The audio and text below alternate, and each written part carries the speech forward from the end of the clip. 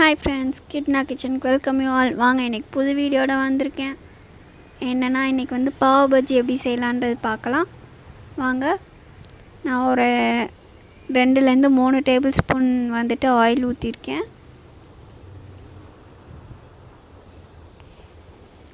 ஒரு table spoon வந்துட்டு வெண்ணெய் எடுத்திருக்கேன், பட்டர். இது ரெண்டும் உருகிக்கட்டும். இப்போ 1.5 வெங்காயம் எடுத்திருக்கேன், பெரிய வெங்காயம். வெங்காயம் கொஞ்சம் வதங்கட்டும்.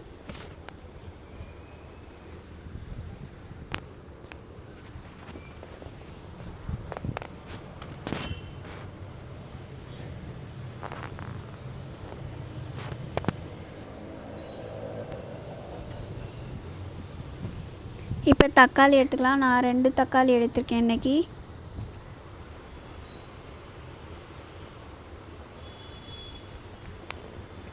இது ரெண்டும் நல்லா மசியணும். அதனால் நீங்கள் நல்லா எவ்வளோ வேக வைக்க முடியுமோ அவ்வளோ வேக வச்சுக்கோங்க. ஒரு 10 மினிட்ஸ்லேருந்து 15 மினிட்ஸ் வரைக்கும் வெந்துக்கட்டும். நீங்கள் உப்பு போட்டுக்கோங்க. உப்பு போட்டுட்டு வேக வச்சிங்கன்னா ரொம்ப சீக்கிரம் வேகும்.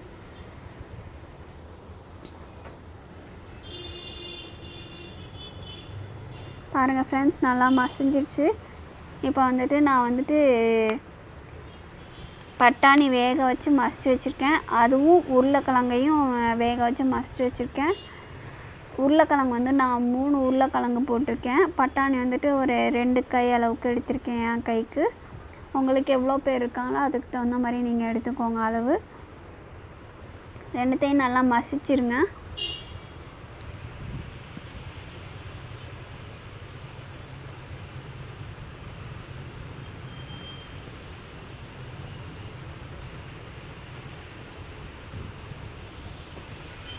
அவ்வளோதான் ஃப்ரெண்ட்ஸ், இவ்வளோ தான் வெஜிடபிள்ஸ். இதுக்கு மேலே உங்களுக்கு வேணுன்னா கேப்சிகம் போட்டுக்கலாம், வேறு கொத்தமல்லி போட்டுக்கலாம், அதெல்லாம் போட்டுக்கலாம். கொத்தமல்லிலாம் லாஸ்ட்டாக போட்டுக்கலாம். நான் இன்றைக்கி அதெல்லாம் சேர்க்கல. நான் சிம்பிளாக செய்கிறேன், வீட்டிலையே வச்சு இருக்க பொருள் வச்சு செய்கிறேன்.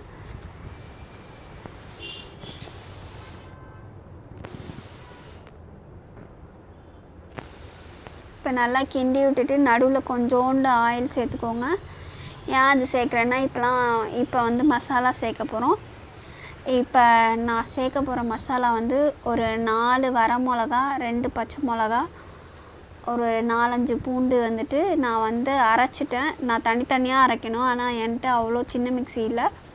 அதனால் நான் எல்லாத்தையும் ஒன்றாவே அரைச்சிட்டேன். நீங்களும் ஒன்றா அரைக்கிறதுனா அரைச்சிக்கோங்க. சின்னோண்டு மிக்ஸி இருந்தால் தனியாக அரைச்சிக்கோங்க. ஆனால் அரையாது. நான் இப்படி அரைச்சிருக்கேன், நீங்களும் அதே மாதிரி அரைச்சிக்கோங்க.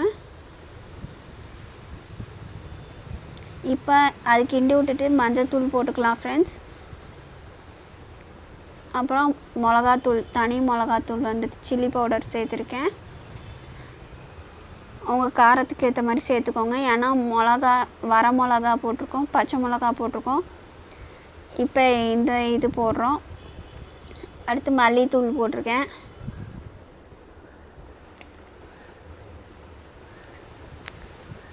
இப்போ கரம் மசாலா அடுத்து ஆட் பண்ணியிருக்கேன். இப்போ வந்துட்டு இது மெயினான இன்க்ரீடியன்ட் ஃப்ரெண்ட்ஸ். என்னென்னா வந்துட்டு நான் எப்பயும் பாவ் பஜ்ஜி மசாலா பவுடர்னு தனியாக இருக்கும், அது நான் வாங்கலை. அதுக்கு பதிலாக நான் வந்துட்டு சாம்பார் பவுடரே போட்டுட்டேன். சாம்பார் பவுடர் போட்டு இன்றைக்கி நான் வச்சுருக்கேன். நல்லா தான் இருக்குது. நீங்களும் அந்த மாதிரி பண்ணுங்கள். அவ்வளோதான் ஃப்ரெண்ட்ஸ். இதுக்கு வந்துட்டு நீங்கள் மசாலாலாம் சேர்த்துட்டு தண்ணி ஊற்றிடுங்க. கண்டிப்பாக உருளைக்கிழங்கு அடி பிடிக்கும். உங்களுக்கு அடி பிடிக்குதுன்னு தெரிஞ்சாலே நீங்கள் வந்து தண்ணி ஊற்றிடுங்க. இல்லாட்டி வந்து கருகிடும் உங்களுக்கு.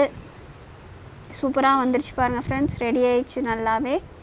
நீங்கள் எவ்வளோக்கு எவ்வளோ தண்ணி ஊற்றினாலும் பரவாயில்ல, அது கெட்டியாயிரும் உருளைக்கிழங்கு இருக்கிறனால.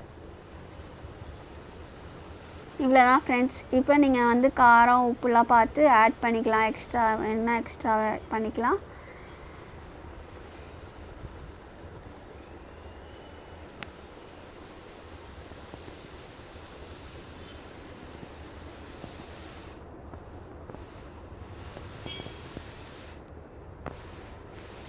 இது வந்து ஃபுல்லாகவே சிம்மில் தான் வச்சு பண்ணணும். ஃபுல்லாக வச்சு பண்ணிங்கன்னா கண்டிப்பாக அடி பிடிக்கும். ஃபஸ்ட்லேருந்து எண்டு வரைக்குமே நீங்கள் வந்து சிம்மில் தான் வச்சு பண்ணணும்.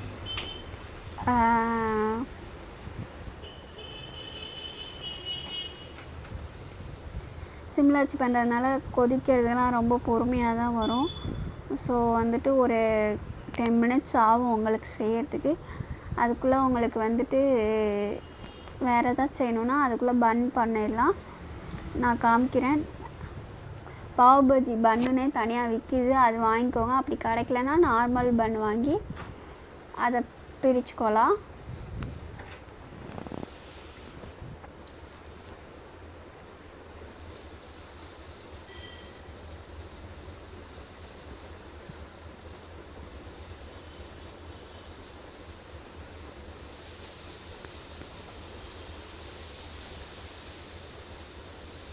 பாருங்க ஃப்ரெண்ட்ஸ், லைட்டாக கொதி வருது இப்போ தான்.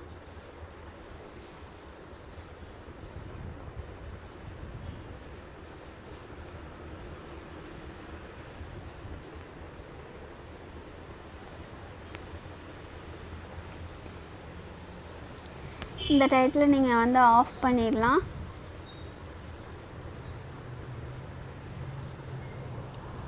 இது கூட வந்துட்டு நீங்கள் வந்து வெங்காயம் மட்டும் தனித்தனியாக வச்சு அப்புறம் வந்து ஒரு 1/4 லெமன் கட் பண்ணி வச்சு சர்வ் பண்ணலாம். ரொம்ப சூப்பராக இருக்கும். லாஸ்ட்டாக 1 டேபிள் ஸ்பூன் பட்டர் ஆட் பண்ணியிருக்கேன், ஏன்னா வந்துட்டு அப்போ தான் டேஸ்டியாக இருக்கும். ஸோ வந்துட்டு இப்போ கிண்டி விட்டுட்டு ஆஃப் பண்ணிடுங்க.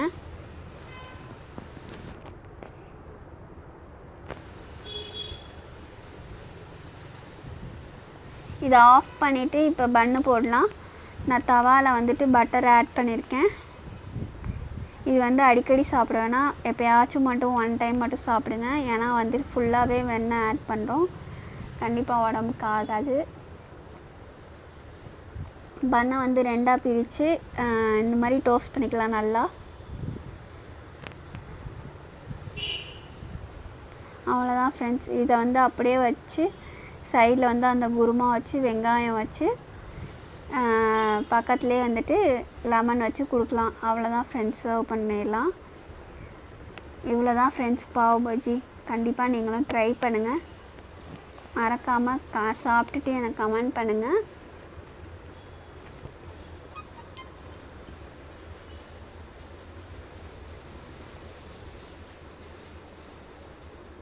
சூப்பராக கிறிஸ்பியாக வந்துருச்சு, எனக்கு அருமையாக இருக்குது பார்க்குறதுக்கே.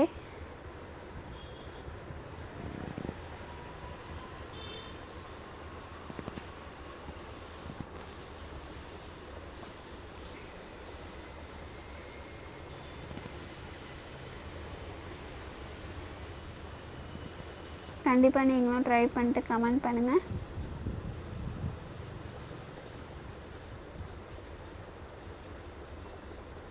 அவ்வளோதான் ஃப்ரெண்ட்ஸ், பாருங்கள் சூப்பராக எடுத்தாச்சு.